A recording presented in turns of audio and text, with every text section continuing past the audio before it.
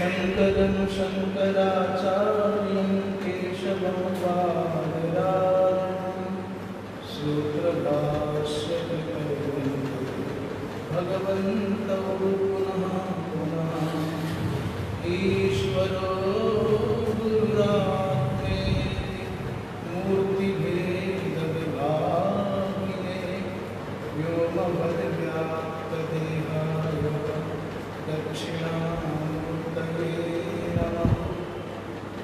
श्री राम जय जय राम, श्री राम जय जय राम, श्री राम जय जय राम, श्री राम जय जय राम, श्री राम जय जय राम, श्री राम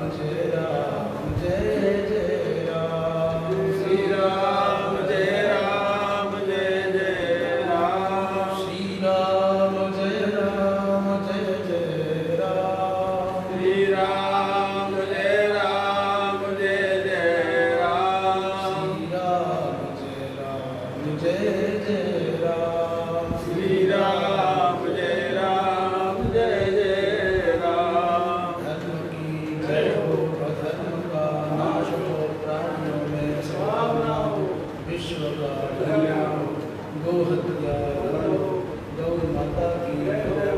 परम पूज्य धर्म सम्राट स्वामी श्री परमात्मा जी महाराज की हो, सद्गुरुदेव भगवान की हो, वृंदावन बिहारी लाल की हो। हर हर महादेव।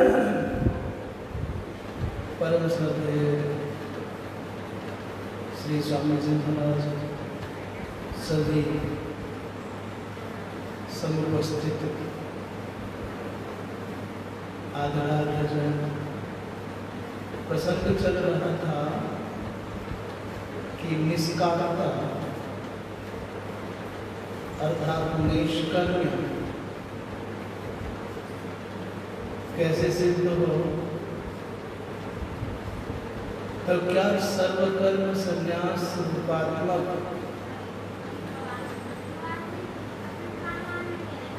केवल संन्यास का आश्रय लेने से काम चल जाएगा? फिर नहीं, पहले कर्म करना है।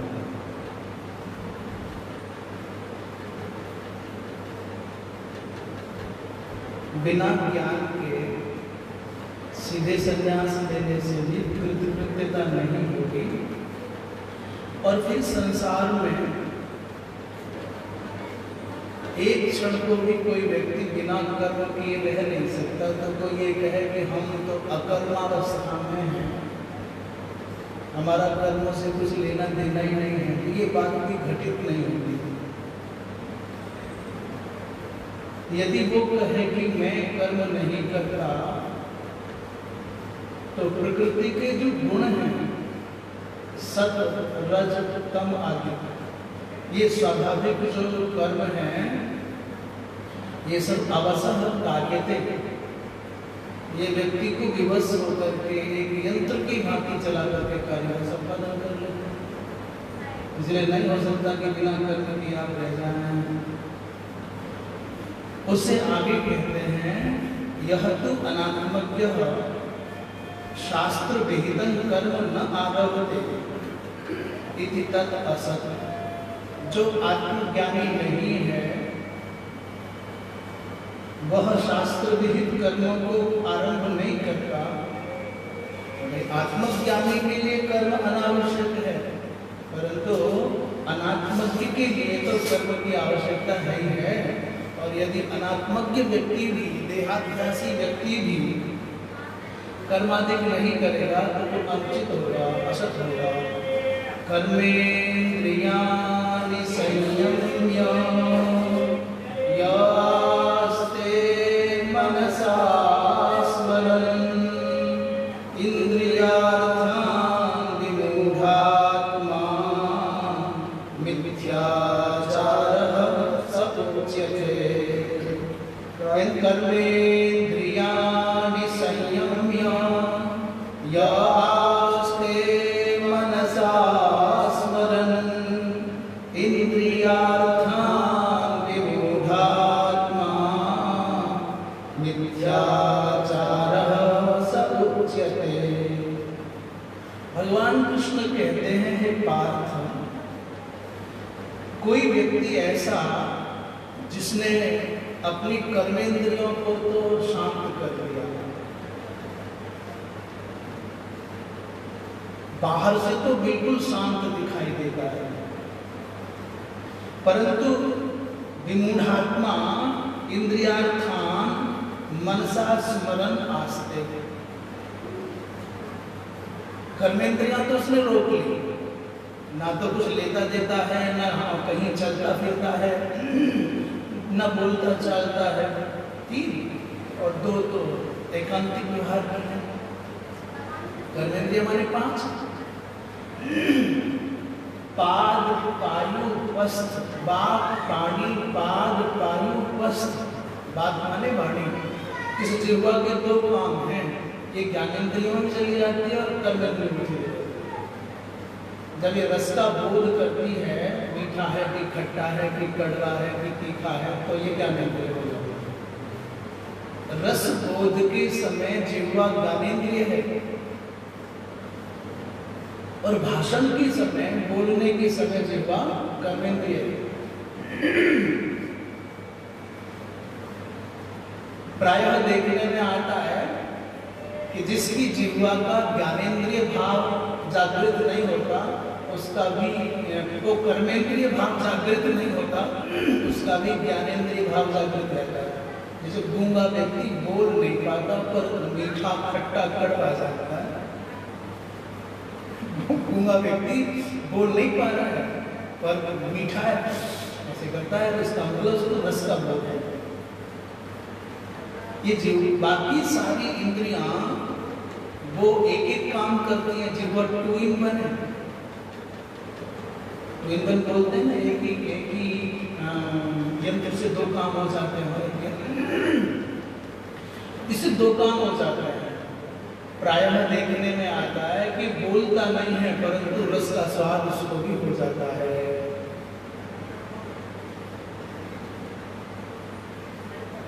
तो बोलता चालता ना हो, मौन होकर के बैठ गया हो, एक बात। और पानी माने लेता देता ना हो, उसने अपने आप को शांत कर लिया हो, पानी। पाद माने चलता फिरता ना हो, आता जाता ना हो। और पायु और उपस्थ, ये 2 एकांतिक व्यवहार हैं, मलादि पुत्रादि विसर्जन के विषय हैं।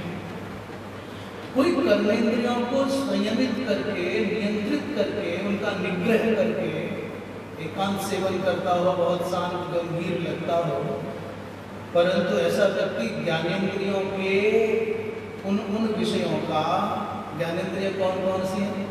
कोई श्रोत्र, त्वक, नेत्र और जिह्वा और ध्यान, 5 कर्मेंद्रियां।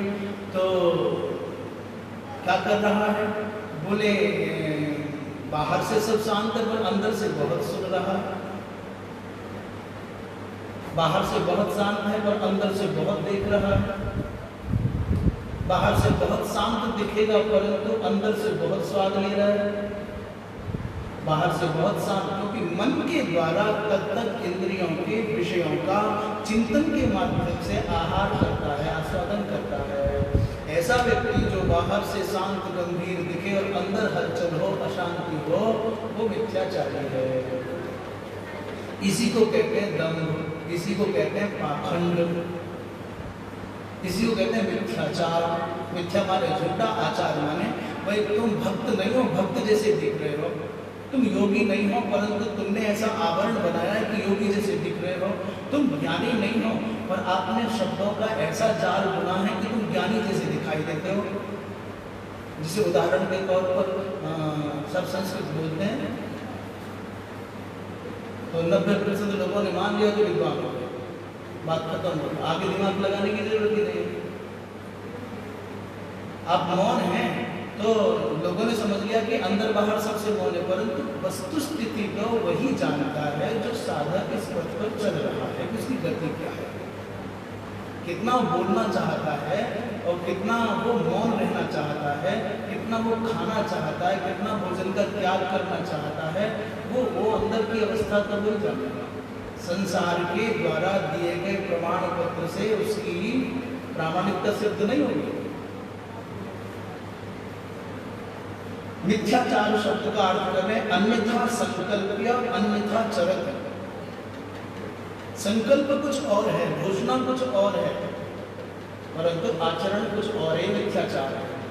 भगवान भाष्यकार कह रहे हैं कर्मेंद्रियाणि माने हस्तादि, संयम्य माने समृत्य, अपने हाथ पैर आदि का संयम करके आस्ते अर्थात तिष्ठति एकांत में रहता है, परंतु मनसा स्मरण किम इंद्रियार्थान विषयान, परंतु मन के द्वारा अपने ज्ञानेंद्रियों के तत्त विषयों का चिंतन करता रहता है।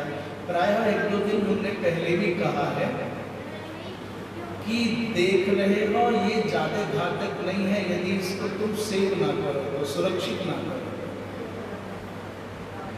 तुम आंख बंद करके दिखने वाले विषय से तो बच जाओगे, कानों में रुई लगा करके तुम सुनने जाने वाले विषय से तो वर्तमान कालिक विषय से तो बच जाओगे। तुम अनाहार की निर्जला की प्रतिज्ञा करके वर्तमान काल के जो प्राप्त के पदार्थ हैं उनके खाने से उनका रस लेने से तो बच जाओगे। अस्पृश्यता का नियम लेकर के आप अभी जैसे कोरोना रिकॉर्ड छूना नहीं, दूर से प्रणाम, दूर से हाथ नहीं मिलाना, तो ऐसा करके आप किसी के स्पर्श के वर्तमान कालिक सुख से तो बच जाओगे। परंतु जो पहले सूंघा गया है, जो पहले छुआ गया है, पहले चखा गया है, पहले देखा गया है, पहले सुना गया है, वो तुम्हारा पीछा राजी से नहीं छोड़ेगा। और प्रायः शास्त्रों में स्त्री संग से भी ज्यादा घातक स्त्री संगी का संग कहा है बात। स्त्री संग से भी ज्यादा घातक कहा है जो स्त्रियों का संग करते हैं, ऐसे व्यक्ति का संग मत करना भूल कर। क्यों?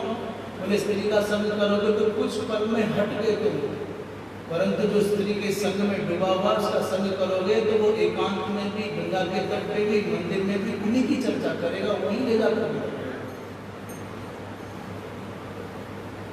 जितना घातक स्त्री संगियों का संग है उतना घातक संभवतः स्त्रियों का भी संग नहीं है। तत्संगी संगः, उनका संग करने वालों का संग बहुत घातक है। प्रथम जीवन में पहली बार जब आपका किसी विषय में, किसी भोग में रस उत्पन्न होता है तो वो कोई ना कोई ज्ञान देने वाला होता है। बताओ, जन्म से कोई बालक बीड़ी पीता हुआ आता है क्या? जन्म से कोई तंबाकू खाता आता है क्या? जन्म से कोई गाली देता हुआ आता है क्या? जन्म से कोई चोरी करता हुआ आता है क्या? जन्म से कोई स्त्री संग की वासना संग लेके आता है क्या?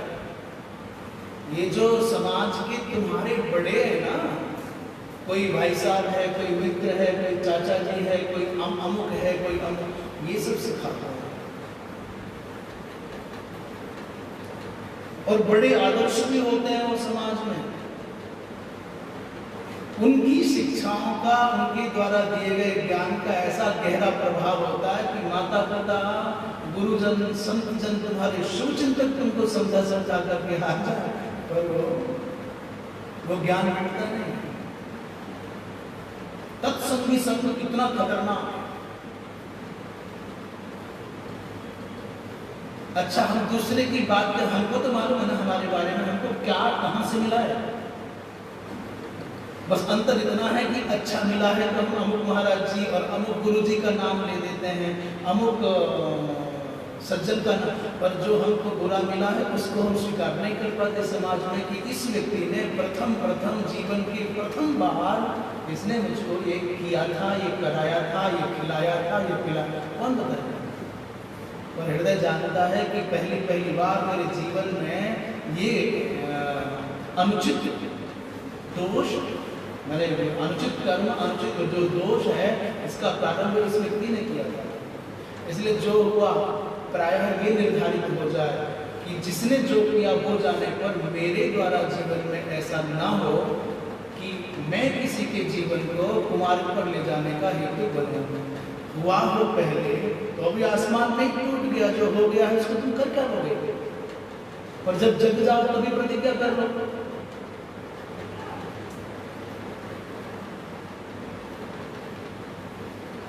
तो जो लोग बाहर से बहुत शांत, बहुत सौम्य, अंदर बड़ी हलचल, उसको हम ऐसे समझते हैं।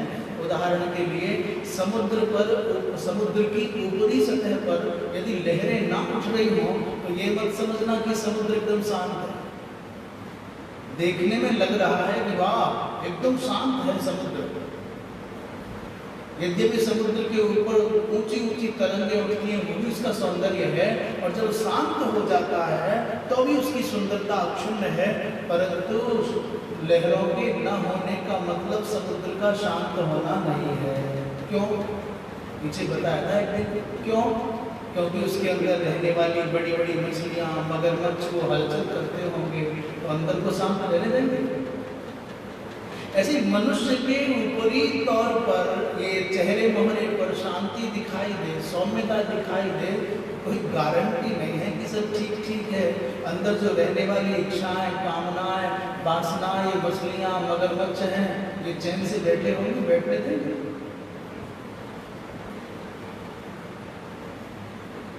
तो जो मन चिंतन करता है, मन के द्वारा भोगे है दृष्ट का, श्रुत का, भुक्त का, अनुभूत का, उन्हीं के संग जी रहा है। ऐसा होता है कि नहीं होता है? हम उनके संग नहीं है, पर वो हमारे संग है। वो हमारे संग नहीं है, मैंने हम उनके संग नहीं है, हम अकेले हैं, पर चिंतन की अवस्था में, मन की अवस्था में वो हमारे संग है। चाहे वो स्थान हो, चाहे व्यक्ति हो, चाहे वस्तु हो। ऐसे विमूढ़ात्मा को, विमूढ़ अंतःकरण वाले को मिथ्याचारी कहा है, निशाचार कहा है, पापाचार कहा है। अविनष्ट पापतया अजित बाह्यांतःकरणः यदि आत्मज्ञानाय प्रवृत्तो भवति तो विषय प्रवणतया अंतर्मनसि विषयानेव स्मरति।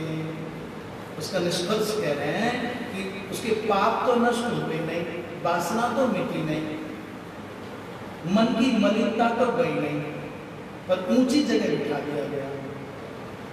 परिस्थितियों के कारण, व्यवस्था के कारण ना होगा, कोई नहीं है, कोई सही। तो मन निर्मल हुआ नहीं, पाप मिटा नहीं, और अभी अजित बाह्यांतःकरण, उसने बाह्य और अंतः दो प्रकार के कर्ण होते हैं।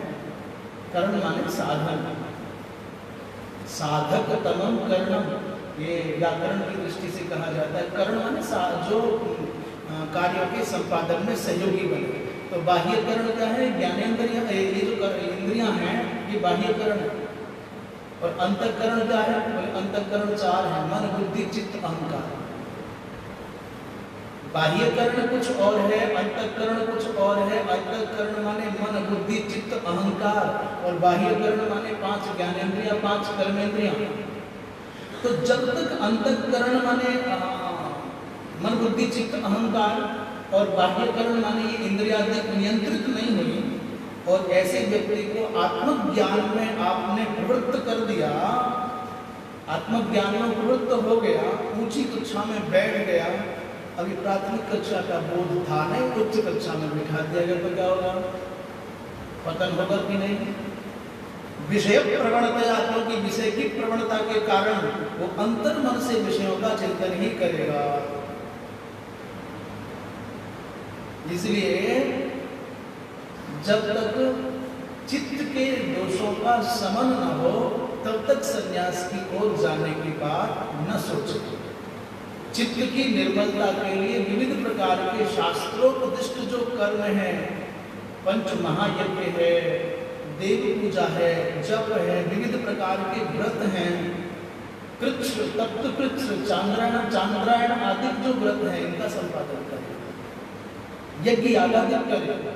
और जब इन सबके करने से चित्त निर्मल हो जाए, कृतकृत्यता का प्रकाश चित्त में उदित हो जाए, तो संन्यास हो जाए। आगे कहते हैं,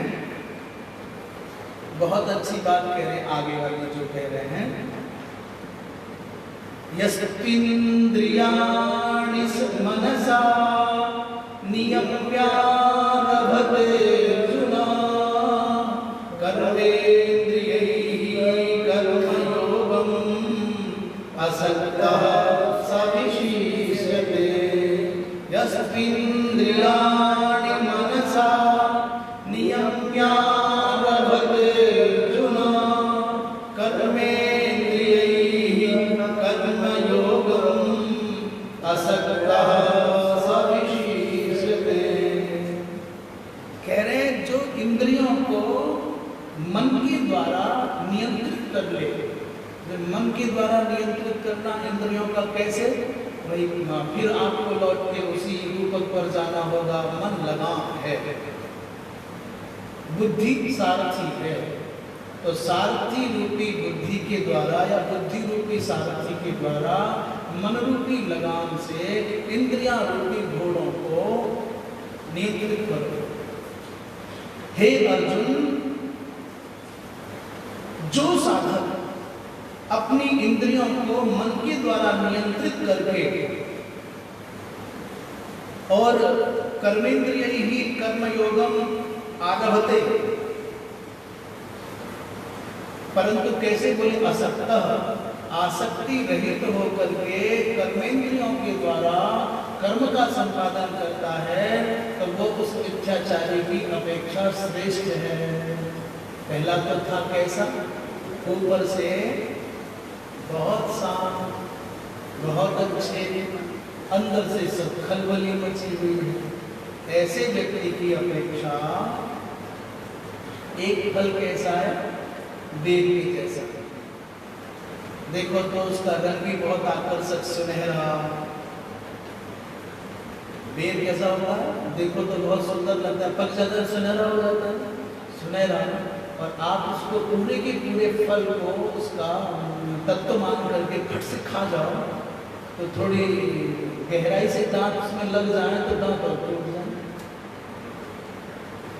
एक तो फल है बेर के जैसा, ऊपर से बड़ा लगता है, तत्व है, बहुत अच्छा होगा, बहुत अद्भुत होगा, परंतु अंदर थोड़ा गहरा जाओगे तो उसमें क्या मिलेगा? पाषाण। एक फल है नारियल का। नारियल का फल बाहर से बहुत कठोर दिखाई देगा, बहुत दृढ़ दिखाई देगा। उसकी दृढ़ता कठोरता से डर गए तो फिर कुछ भी नहीं पाओगे। और उसकी कठोरता दृढ़ता से पार तुम झांक करके देखोगे तो अंदर से सरस होगा, आर्द्र होगा, तरल होगा और मधुर भी होगा। नारियल ऊपर से कठोर है, अंदर से तरल भी है, सरल भी है, मधुर भी है, आर्द्र भी है और पोषक भी है। बेर ऊपर से ठीक ठीक लगता है, पर अंदर झांक करके देखोगे तो पाषाण जैसा होगा, कोई स्वाद नहीं। कुछ मनुष्य इन दोनों फलों के दृष्टांत से व्यक्ति को समझ लो। पहले वाला जो श्लोक है वो बेर के फल के जैसे लोगों के लिए है। ऊपर से बड़े शांत और सौम्य दिखाई दें, बहुत मीठा बोले और अंदर से बहुत गहरे, बहुत जहरीले, अच्छा विषय वासना से वासित मन वाले। और कुछ दूसरे जो लोग हैं वो बाहर से लगता है कि कठोर है, अंदर से बहुत कठोर है। पर यहाँ कह रहे हैं यह तो पुनः कर्मणि अधिकृतः जो कर्म में अधिकृत है, जो कर्म योगी है, जो कर्मयोग का पथिक है, भले अंक क्यों ना हो संसार की नजर में, ऐसा व्यक्ति अपनी ज्ञानेंद्रियों को, ज्ञानेंद्रियाणि मनसा नियम में, मन के द्वारा ज्ञानेंद्रियों को नियंत्रित करे। ये मन कैसे नियंत्रित करेगा ज्ञानेंद्रियों को, कहना अलग बात है।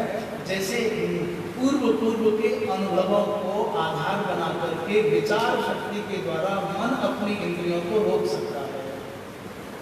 अभी तुमने सैकड़ों बार मीठा खाया, सैकड़ों में हजारों बार जीवन में मीठा खाया, और अभी भी तुम्हारा मन मीठा खाने का कर रहा है, और आपको अनुकूल लगने वाली मिठाई है, किसी को जलेबी अच्छी लगती है, किसी को कुछ अच्छा लगता है, और आपने कहा, अपने मन कह रहा है खा लो, जीवा लपलपा रही है, तो आप अपने मन से विचार के साथ में संवाद करो, पहले खाया नहीं क्या, बोले बहुत बार खाया, उसके स्वाद का कितना अनुभव, बोले बहुत, बोले परिणाम क्या हुआ, आपके द्वारा खाए गए जो अनेक प्रकार के मीठे हैं उनका परिणाम क्या है, अंत में एक पल का जिह्वा का स्वाद मात्र मान लीजिए, जिह्वा के अग्रभाग से अंदर जाने के बाद में क्या बचता है उसमें, बोले वृंदावन बिहारी लाल की जय। यहाँ जाने के बाद इसे कोई ये टैंक है, ये टैंक ऐसे कुछ बता दें अच्छा गया कि बुरा गया,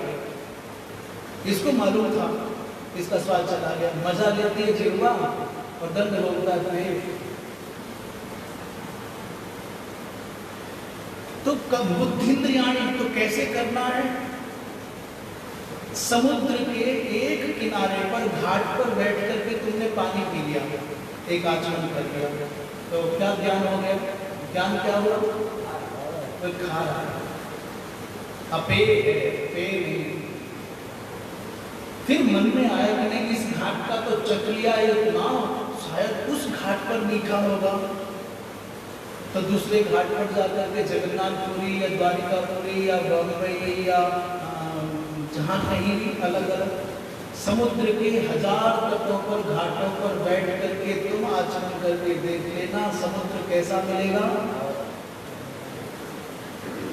ये मनुष्य की अपनी खुरापात है कि मानता नहीं, विश्वास नहीं करता, हर जगह चक चक करके देखना चाहता है। ऐसे ही मनुष्य ने पता क्या किया है, एक मीठा खाने के लिए हजारों प्रकार की मिठाई बना डाली, नाम और रूप बदल बदल करके। पर जलेबी तो खाली में रसगुल्ला खाना है, अभी तो गुड़ी खाना है, अभी तो क्या क्या इमरती खाना है, बर्फी खाना है। एक मधुरता का स्वाद लेने के लिए अनेक नाम और रूप वाली मिठाइयों का अनुसंधान कर लिया। भैया एक मीठा खा करके जान जाओ कि ऐसा ऐसा स्वाद है तो तृप्त हो जाओ। ऐसे एक बार भोग भोगने के बाद में बोध हो गया तो फिर काहे 1000 बार एक ही गलती की जाए। इसलिए मन के द्वारा बुद्धिंद्रिय का संयम करना, विचार से जानना है कि उसका परिणाम क्या हुआ, मिला क्या। हे अर्जुन, ऐसे जो बात पानी काग पायुपस्थ इत्यादि के द्वारा कर्मों का संपादन करता है महाराज, वो व्यक्ति उस मिथ्याचार्य से कई गुना अधिक श्रेष्ठ है। ज्ञान की कक्षा में पहुंच गया, ऊपर से सौम्य शांत दिखता है, अंदर से मन के द्वारा विषयों का सेवन करता है। ऐसे व्यक्ति की अपेक्षा जिसको अज्ञानी मानते हैं, कर्म मार्ग में लगा हुआ, वो व्यक्ति अच्छा है जो अपनी ज्ञानेंद्रियों को मन के द्वारा नियंत्रित करके कर्मेंद्रियों के द्वारा कर्मयोग का संपादन करता है। बोले किम आरभते, किसका आचरण करता है, बोले कर्मयोग। कैसे करता है, बोले असक्तः, और आसक्ति रहित होकर के। दोनों में, उस ज्ञानी में और इस कर्मयोगी में ये अंतर है। उस निवृत्ति मार्गी में और प्रवृत्ति मार्गी में ये अंतर है। वो निवृत्ति मार्गी ऊपर से शांत है, अंदर से बेचैन है। कक्षा उसकी उच्च है, परंतु शिक्षा और दीक्षा उच्च नहीं है। परीक्षा होने पर वो उसकी स्थिति अवस्था ठीक नहीं है। पर जिसकी कक्षा माने कर्मयोग की कक्षा है, परंतु वो अपनी ज्ञानेंद्रियों को मन के द्वारा नियंत्रित करता है और अपने शास्त्र के द्वारा जो कर्तव्य कर रहे हैं उनका आसक्ति रहित होकर के संपादन करता है। इसकी कक्षा भले ही छोटी हो, भले ही दुनिया की नजर में ये उतना महत्वपूर्ण न हो, अज्ञानी माना जाता हो, पर उस मिथ्याचारी की अपेक्षा ये अधिक श्रेष्ठ है। और दूसरे शब्दों में कहें, वो सन्यासी, वो साधु जो बड़ी ऊंची कक्षा प्राप्त कर लेगा,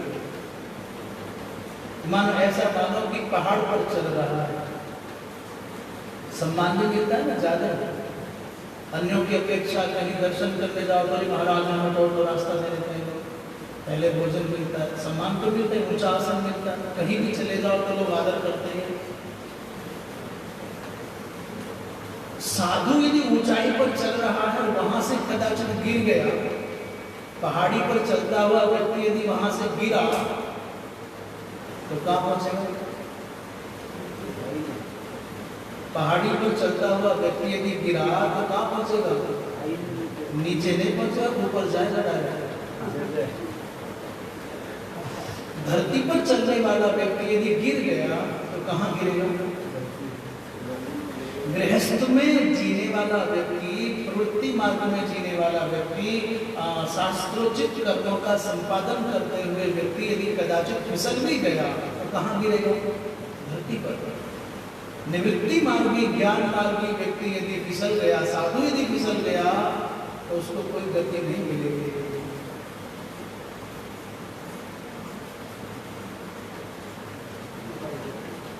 प्रवृत्ति मार्ग का पतन एक बार को स्वीकार्य हो सकता है, सही हो सकता है, परंतु निवृत्ति मार्ग का पतन बहुत घातक है,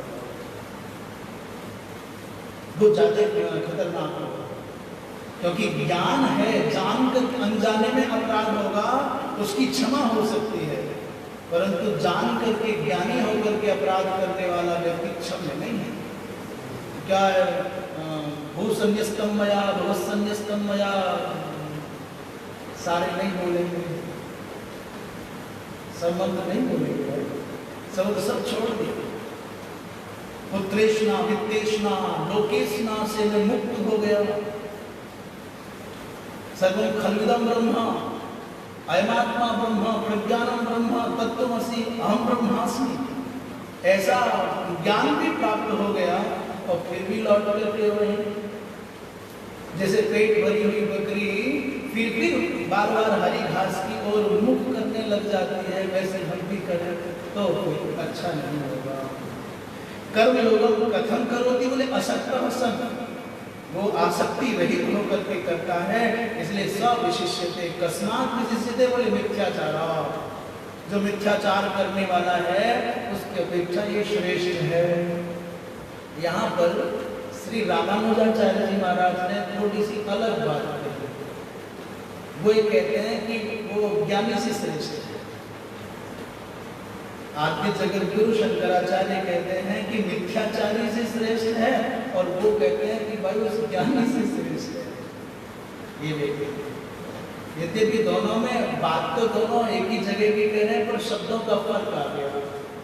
ये भी ज्ञान की कक्षा का निवृत्ति मार्ग का व्यक्ति मिथ्याचारी हो गया है, तो उसकी अपेक्षा ये श्रेष्ठ बता रहे। पर श्री रामानुज जी कहते हैं कि ज्ञानी की अपेक्षा ऐसा करते हो भी श्रेष्ठ है। पर ऐसी बात इसलिए, अब चूंकि आचार्य ने कही है तो गंभीर बात है, पर विचार करें तो जो ज्ञानी है, जो परिपक्व अवस्था का है, जो पूर्णता को प्राप्त है, उससे ऊपर तो कोई नहीं हो सकता, पर मिथ्याचारी से श्रेष्ठ है की बात है।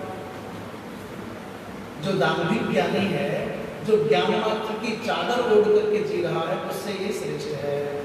बोलिए वृंदावन बिहारी लाल की जय।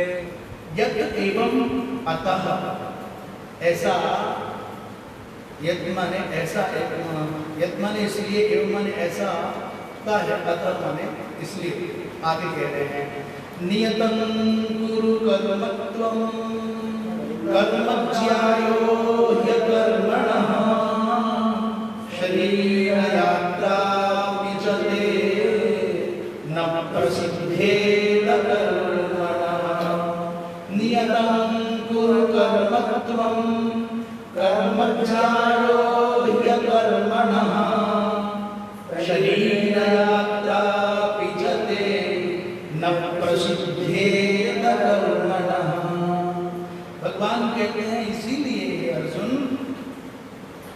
नियतं कुरु कर्मत्वम, तम नियतम माने शास्त्र निर्धारितम नित्यं कर्म कुरु, जो शास्त्र के द्वारा उपदिष्ट नित्य कर्म है उसको तुम करो, क्योंकि कर्म ज्याया, कर्म श्रेष्ठ है। कस्मात् बोले अकर्मणः। तृतीय अध्याय के प्रथम श्लोक में ये बात आई थी, जैसी चेत कर्मणस्ते बता बुद्धिर्जनार्दन, हे जनार्दन, कर्म की अपेक्षा यदि बुद्धि माने ज्ञान श्रेष्ठ है तो दोनों में फर्क ये है, कर्म की अपेक्षा ज्ञान श्रेष्ठ है, पर यहाँ मैंने कर्म श्रेष्ठ है। किससे? बोले अकर्म से। कक्षा के परिवर्तित होते ही कहीं कर्म अवर था और यहाँ कर्म श्रेष्ठ हो गया। किसकी अपेक्षा? बोले अकर्म की अपेक्षा। क्यों? बोले भैया बिना बिना कर्म के तो शरीर की यात्रा भी संपादित नहीं हो सकती, ये प्रसिद्धि है संसार में। बिना कर्म के शारीरिक व्यवहार का निर्वाह कैसे होगा? और अभी अभी कह करके आए हैं कि एक क्षण को भी संसार में कोई भी व्यक्ति बिना कर्म किए रह नहीं सकता, इसलिए कर्म करो। कौन से? बोले जो शास्त्र नियम, शास्त्र के द्वारा नियत माने नित्यतया उपदिष्ट हैं। जैसे द्विज मात्र के लिए यज्ञोपवीत संस्कार आदि सहित संध्या वंदन नित्य कर्म है, वो करना ही चाहिए। गृहस्थ के लिए पंच महायज्ञों का संपादन अतीव आवश्यक है, करना ही चाहिए। तो कह रहे हैं नियतम, नियत कर्म किसे कहते हैं? नित्य कर्म किसे कहते हैं? बोले अकर्णे प्रत्यवाय जनकम संध्या वंदनादिकम। नियत कर्म का अर्थ कर रहे हैं, जैसे सन्यासी के लिए प्रणवादिक का जप शायद 10 सहस्र की 12 सहस्र प्रणव का जप सन्यासी के लिए नित्य अपरिहार्य है। ऐसे द्विज मात्र के लिए दुर्गा पाठ करना है या रुद्री पाठ करना है या हनुमान चालीसा करना है या संकीर्तन करना है या नाम जप करना है या भागवत जी पाठ करना है या सुंदर कांड करना है। तुम संसार के लाखों लाखों पुण्य कर्म करो, पर पहले संध्या वंदन करो। संध्या वंदन करने के बाद ही दुर्गा पाठ अधिक बलवान हो जाएगा, भागवत जी का पारायण और अधिक सुगंधि देने वाला हो जाएगा, तुम्हारी हनुमान चालीसा सार्थक हो जाएगी। और द्विजत्व से संपन्न व्यक्ति यदि संध्या वंदन के बिना ये सब करता है तो कुछ भी करते थे। संध्या वंदन के अनंतर तुम जो जो करोगे वो सब परिगणित होगा। जैसे एक के बाद एक संख्या के बाद लगने वाली शून्यों की जो महत्ता है वो 10 गुनी बढ़ती चली जाती। एक के बाद 0 है तो 10 हो गई, 2 0 है तो 100 हो जाएगा, 10 गुना बढ़ती चली जाएगी, 1000 हो जाएगा, 10,000 हो जाएगा। पर एक हटा दोगे माने संध्या वंदन हटा दोगे तो सब शून्य रह जाएगा। यद्यपि तुलसीदास जी महाराज ने इस बात को भगवान राम से जोड़ा।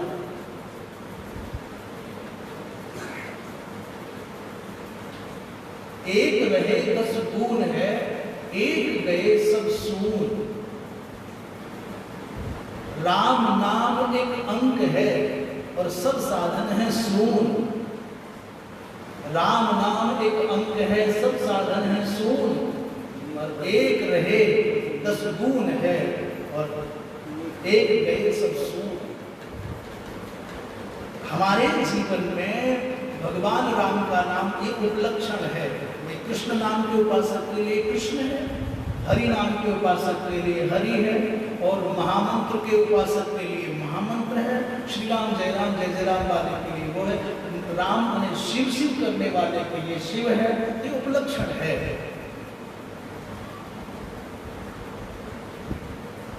जो बीज मंत्रों का जप करते हैं, ह्रीम का, ऐम का, क्लीम का आदि का, उनके लिए वो अपने इष्ट के प्रतिपाद्य मंत्र का नाम मंत्र हो या तांत्रिक मंत्र हो या वैदिक मंत्र हो, ये सब मंत्रों का संकेत है। तो आपके जीवन में संसार की समग्र सुविधाएं हैं, पर राम नाम नहीं है। वो राम नाम रूप एक अंक नहीं है। तो चाहे लाख जीरो हो, सब जीरो है, और एक राम नाम रूप एक अंक है, तो फिर आनंद ही आनंद है। जैसे सब जीरो के आगे रखा हुआ जो एक का अंक है, उसके रहने पर ही शून्य का महत्व है, और वो अंक न रहे तो शून्य महत्वहीन है। ऐसे ही मानो उदाहरण के तौर पर शास्त्र कहते हैं कि संध्या वंदन यदि नहीं किया गया है, तो चाहे दुनिया के कितने भी पुण्य आप कर लो। अब कोई कहे कि साहब हमारी नाम में बड़ी निष्ठा है, रूप में बड़ी निष्ठा, हाँ ठीक है, सबका आदर है, बिल्कुल होनी चाहिए, पर शास्त्र की अवज्ञा करके नहीं, शास्त्र की आज्ञा का पालन करो। आपका द्विज कुल में जन्म हुआ है तो पहले द्विजोचित कर्मों का संपादन करो, फिर जी भर के नाम जपो, देवोपासना जी भर के करो, पर पहले से करो। बोली वृंदावन बिहारी लाल की जय। क्यों बोले? नियतम माने अकरणे प्रत्यवाय जन्म, नहीं करोगे तो प्रत्यवाय लगेगा। भगवान भाष्यकार कह रहे नियतम माने नित्यम यो यस्मिन कर्मणि अधिकृता, और फलाय च अश्रुतम तत् नियतम कर्म। जो व्यक्ति शास्त्र के द्वारा जिस कर्म में नियुक्त कर दिया गया है, इस व्यक्ति के लिए ये कर्म निर्धारित करना ही होगा। इस वर्ण के लिए, इस आश्रम वाले व्यक्ति के लिए ये कर्म करना है, और उसका फल भी नहीं सुनने में आता हो। संध्या वंदन आदि का प्रत्यक्ष कर्म वैसे फल नहीं है, यद्यपि कर्म कोई निष्फल नहीं होता, पर आप कहो कि मैंने संध्या वंदन के इसलिए फल दो, उसका फल क्या है बताते हैं? आपने अघमर्षण किया। अघमर्षण माने जल लेकर के संध्या में नासिका के उस जल को भाग किया कि अंदर जाकर के पाप उसको नष्ट करके बाहर अघमर्षण। अग माने पाप, और तम पापम वर्षति, ये अघमर्षण है। तो जो पाप पुरुष आपके अंदर विद्यमान है, वो अघमर्षण मंत्र के प्रभाव से, अभिमंत्रित जल के प्रभाव से, वो पाप पुरुष बाईं नासिका छिद्र से बाहर निकल करके आप बाईं तरफ उसको जल को फेंकते हो, तुम्हारे नष्ट हो गए। बोलो फल हुआ कि नहीं? दूसरा, प्रातः सायं मध्याह्न संध्या का आचमन होता है। प्रातः संध्या का आचमन है सूर्यश्चमा मन्युश्चमन योपतयश्चमन योगते व्यापापे योरक्षन्ता विद्रात्रा पापमकाशं मनसा वाचा हस्ताभ्यां पद्भ्यां दरेण कृष्णारात्रिस्तदवलुम्बति यत्किञ्चिदुरितं मयि विद्मः मामृतयोनौ सूर्ये ज्योतिषि जुहोमि स्वाहा। सूर्य रूपी ज्योति में मैं जुहोमि माने हवन करता हूँ, स्वाहा हो जाए। क्या बोले? मैंने हाथ से, पैर से, मन से, वाणी से, उदर से, शिश्न से कोई अपराध बन गया हो, पाप बन गया हो, तो रात्रिकृत पाप प्रातः काल की संध्या के आचमन करने से नष्ट हो जाते हैं। सायंकालिक संध्या का आचमन भी समग्र दिवस के किए पापों को नष्ट कर देता है, और मध्याह्न संध्या का आचमन तो बड़ा अद्भुत है। आप पुनः पृथ्वी पृथ्वी भूतात्मा पुनांत ब्रह्मण सत्य ब्रह्म भूतात्मा यदुच्छिष्टम अभोज्यं च यत् उच्छिष्टम यत् अभोज्यम यत् वा दुश्चरितम मैंने अभक्ष्य भक्षण कर लिया है, उच्छिष्ट खा लिया है किसी का, अन्य कोई दुष्चरित्र मुझसे दिवस में हो गया है, वो इस आचमन के अभिमंत्रित जल के द्वारा, इस आचमन के द्वारा वो नष्ट हो जाएगा। बोलो फल है कि नहीं? भगवान सूर्य को अर्घ देने से, भगवान सूर्य का उपस्थान करने से, इन पवित्र ऋचाओं का उच्चारण करने से, और मन के हृदय देश में भगवती सूर्य की आभा प्रभा की सदृश आभा प्रभा वाली भगवती जो गायत्री यहाँ पर लोग कहते हैं देवस्य पद है तो कोई देवता होगा, उस विशिष्ट देवता होगा। पर गायत्री छंद की अधिष्ठात्री भगवती माँ गायत्री, जो सविता के सादृश्य जिसका स्वरूप है वो ध्येय है। उसको और भी विभाजित करते हैं तो वो ब्रह्म रूपा, विष्णु रूपा, शिव रूपा इत्यादि भावनाओं से भी चलते हैं। तो नित्यत्व ना करणीयता है, उसका कोई फल नहीं कहा, तदपि फल है, इस फल तो कुछ होता ही नहीं। कह रहे हैं फलाय च अश्रुतम, उसका कर्म का, नित्य कर्म का उपदेश तो शास्त्र ने किया और उसका फल नहीं बताया। हे अर्जुन, वो कर्म करना चाहिए। क्यों? बोले यतः कर्म ज्याया, कर्म का फल अधिक है, अधिकतरम फल तो ही अस्मात् अकर्मण अकर्णा अनारंभात्, न करने वाले से ये कर्म करने वाले का विशिष्ट फल है। कथम? बोले शरीर यात्रा अपि, शरीर की स्थिति अपि, शरीर की स्थिति भी न प्रसिद्धे प्रसिद्धि बच्चे, शरीर की यात्रा के दैहिक व्यापार भी संभव नहीं है बिना कर्म के। इसलिए अतो दृष्टा कर्मा कर्मणो विशेषो लोके, इसलिए कर्म करने और न करने में जो अंतर है संसार उसको समझता है। अच्छा, हर गांव में भी व्यवहार करते हैं, कुछ करो बैठे खाने काम नहीं चाहिए, करके खाओ। संसार आत्म आश्रम में चले जाओ, निठल्ले को निकम्मे को तो कहीं भी आदर नहीं मिल सकता। रोटी तो मिल सकती है, रोटी तो कुत्ता को मिल जाती है, बिल्ली को मिल जाती है, चूहे को मिल जाती है, भिखारी को मिल जाती है। रोटी में कोई बाधा नहीं, चोर को, लुटेरे को, डकैत को, बदमाश को रोटी मिलती, सरकार देती है, जेल में बंद करके सबको डॉक्टरी भी देती है, भोजन भी देती है, दोनों समय देती है। रोटी पर प्रतिबंध नहीं है, आदर नहीं। योगी तुम कितने भी बड़े हो, उपयोगी नहीं हो तो तुमको किसी की आंखों में सम्मान नहीं मिलेगा। घर में नहीं मिलता, माता पिता कहते हैं कर बेटा, भेदभाव हो सकता। यदि संसार में कहीं भी, घर में, परिवार में, संस्था में, मंदिर में, कहीं भी तुमको आदर चाहिए, स्वाभिमान पूर्वक जीना चाहते हो तो थोड़े योगी की जगह पर उपयोगी भी बनो। उपयोगी नहीं रहोगे कुछ नहीं होगा।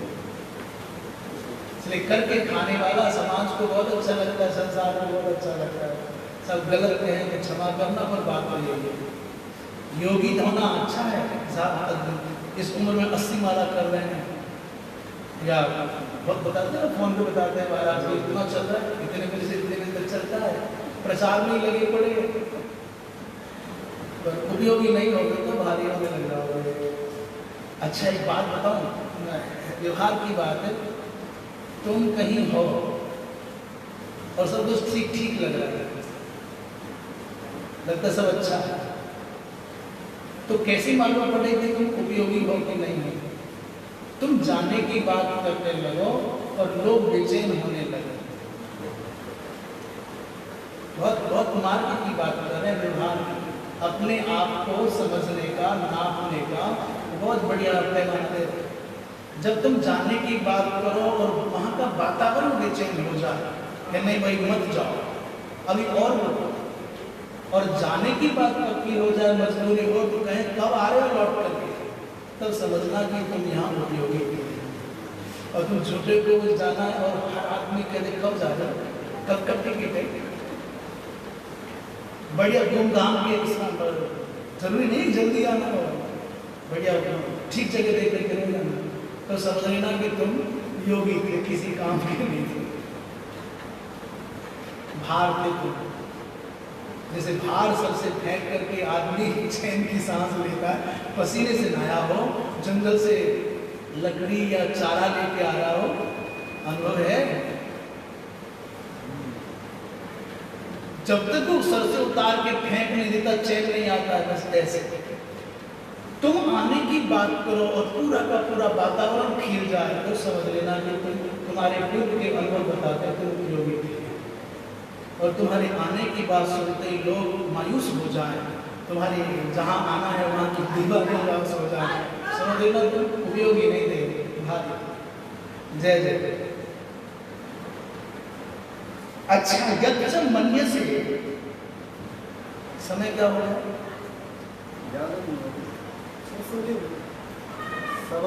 अच्छा, यज्ञ मन्य से कि बंधार्थत्वात् कर्म न कर्तव्यम इति तत् असत्। यदि कोई ऐसे मन में सोच ले कि कर्म तो बंधन के कारक हैं तो नहीं करने चाहिए। कर्मणा बध्यते जन्तु, बहुत जगह प्रसंगों में आता है, कर्म के द्वारा ही बांधने में बंध जाता है। कर्म रज्जु से बंधा हुआ जन्म और मृत्यु के पास में पड़ता है। तो कर्म नहीं करना चाहिए क्योंकि कर्म तो बंधन का कारक है। यदि तुम्हारे मन में ऐसा आता है तो कहते भगवान कहते नहीं नहीं, ये ठीक नहीं है। यज्ञार्थात् कर्मणोऽन्यत्र लोकोऽयं कर्म बन्धनः तदर्थं कर्म कौन्तेय मुक्तसङ्गः समाचर। यज्ञार्थात् कर्मणोऽन्यत्र लोकोऽयं कर्म बन्धनः तदर्थं कर्म कौन्तेय मुक्तसङ्गः समाचर। भगवान कहते हैं अर्जुन, यदि तुम्हारे मन में ये बात आ गई हो कि कर्म तो बंधन का कारक है इसलिए नहीं करना चाहिए, तो ये बात ठीक नहीं है। क्योंकि यज्ञ के अतिरिक्त जितने कर्म हैं, यज्ञार्थात् कर्मणोऽन्यत्र, यज्ञ कर्म के अतिरिक्त जितने भी संसार में कर्म है बंधन के कारक है। और यज्ञ हेतु कर्म है तो बंधन का कारक नहीं हो, तो मुक्ति का देने वाला है। यज्ञ के अतिरिक्त तुमने संसार में कोई भी कर्म किया तो तुमको बंधना पड़ेगा। तदर्थम माने यज्ञार्थम अथवा परमात्मा प्रीत्यर्थम हे कौन्ते मुक्त संतो भूत्वा कर्म समाचर। आसक्ति, फल की आसक्ति से रहित होकर के, तदर्थम माने परमात्मनः प्रीत्यर्थम अथवा यज्ञार्थ में कर्म करो। यज्ञ के अतिरिक्त तुमने कर्म किया तो बंधन हो जाएगा। कारण क्या है? बोले यज्ञो विष्णु, यज्ञो नारायण साक्षात्, यज्ञ नारायण, यज्ञो वै विष्णु। श्रुति में अनेक ऐसा आया है कि यज्ञेन यज्ञमय जंत देवाः, यज्ञेन यज्ञमयं अयजंत देवाः, देवताओं ने यज्ञ के द्वारा यज्ञ नारायण का यजन किया। और यज्ञ वही श्रेष्ठतम कर्म, इस संसार में श्रेष्ठतम कर्म क्या है? बोले केवल यज्ञ। तो यज्ञो विष्णु स एवार्थः प्रयोजनम यस्य। यज्ञ माने क्या हुआ? विष्णु भगवान नारायण, और स एव अर्थः प्रयोजनम यस्य, वो विष्णु की प्राप्ति ही प्रयोजन है जिसका तस्मात् यज्ञार्थात् परमेश्वरार्पणत्वेन कृतात् कर्मणः, भगवत अर्पण बुद्धि से किए जाने वाले कर्म के अतिरिक्त जो और कर्म हैं, अच्छा तुम कुछ भी करो भगवत अर्पण बुद्धि से करोगे तो यज्ञ हो जाएगा। जैसे भोजन करोगे और भोजन भी आप करते करते भगवत अर्पण बुद्धि से करोगे तो भोजन भी यज्ञ हो जाएगा। ब्रह्मार्पणं ब्रह्मभिः ब्रह्माप्नौ ब्रह्मणाहुतं ब्रह्मैव तेन गन्तव्यं ब्रह्म कर्म समाधिना।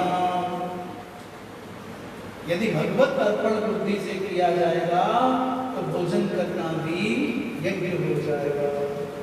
और एक बात बताएं, यदि परमार्थ बुद्धि से किया जाए तो खेती करना भी यज्ञ हो जाएगा।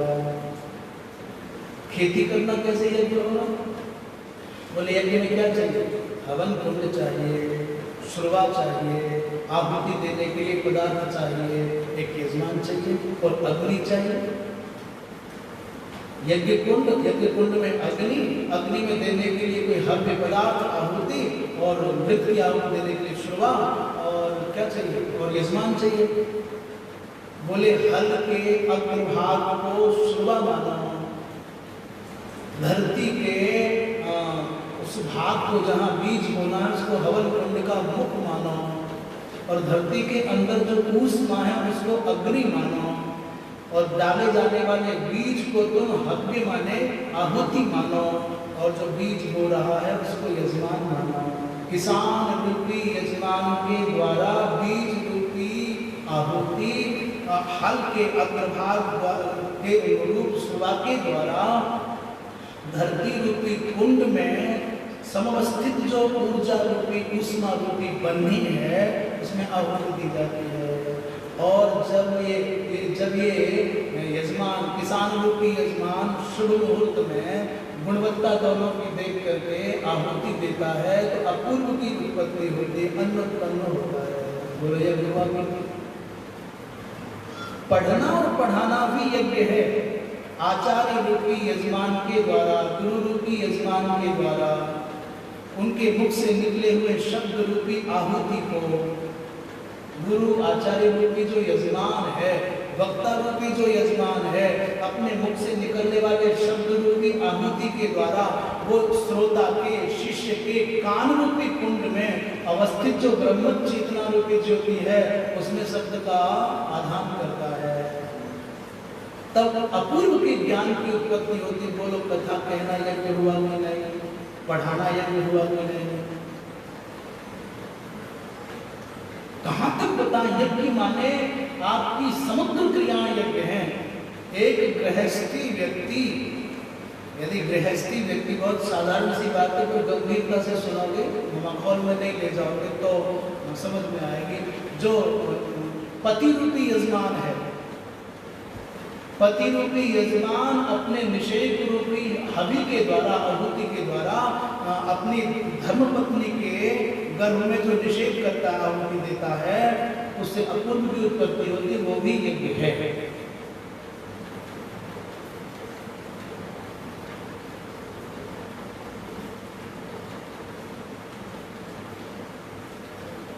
खेती करना यज्ञ है, वनस्पतियों का बोना यज्ञ है, वृक्षों का लगाना यज्ञ है, हवन करना भी यज्ञ है, पढ़ना पढ़ाना भी यज्ञ है, महाराज कथा कहना भी यज्ञ है।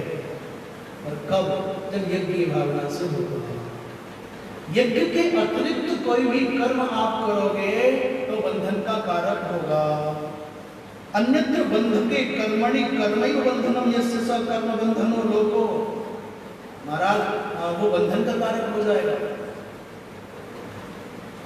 भगवान भाष्यकार कह रहे हैं यज्ञो वै विष्णु, ये तैत्तरीय उपनिषद का है।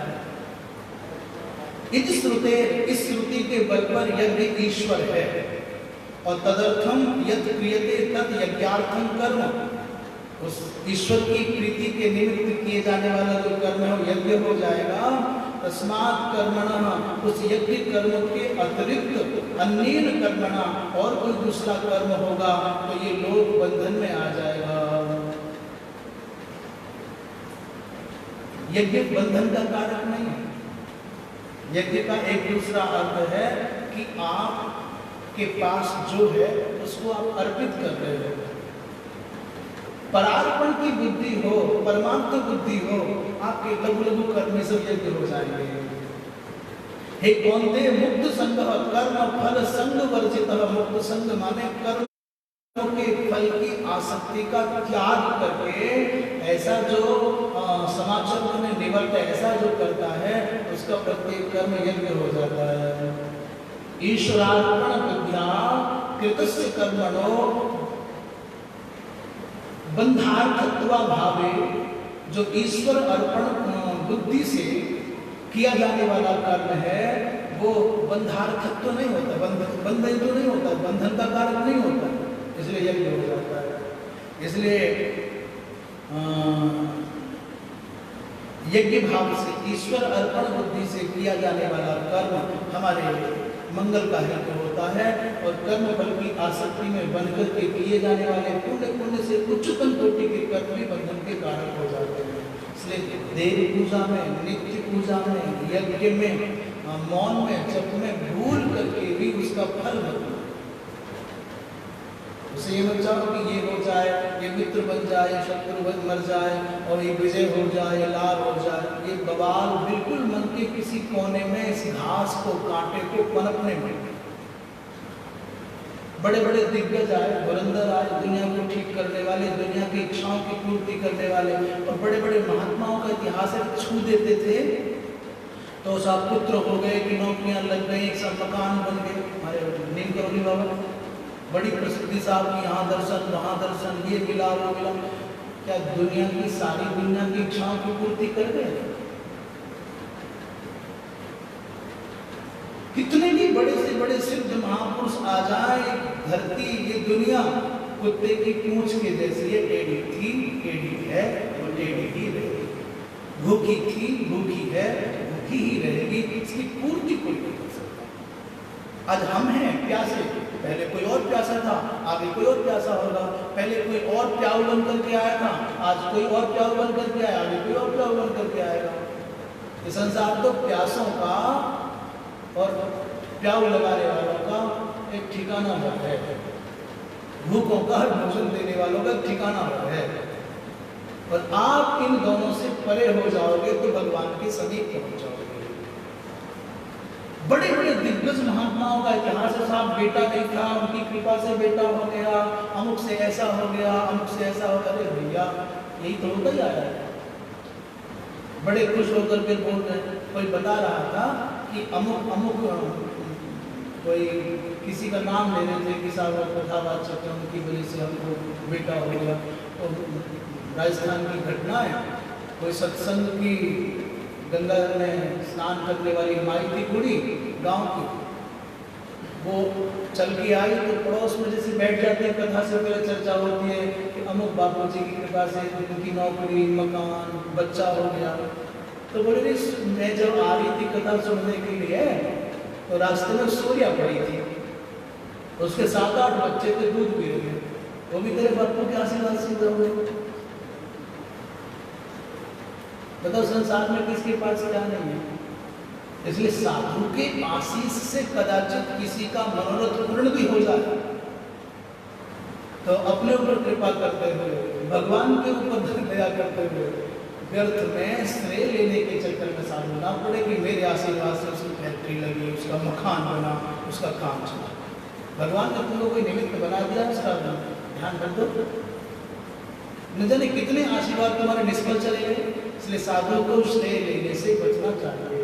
साधु को श्रेय मिले ऐसे कर्मों से भी बचना चाहिए। कोई शरण में आवे, कोई पीड़ित होकर के प्रार्थना करे तो कोई उपाय बता दो, भैया भगवान का मंत्र सब ले, विधि अपना ले, ये पाठ कर ले, ये पाठ करा ले, जब कर ले करा ले, ज्यादा से ज्यादा भगवान कृपा करेंगे।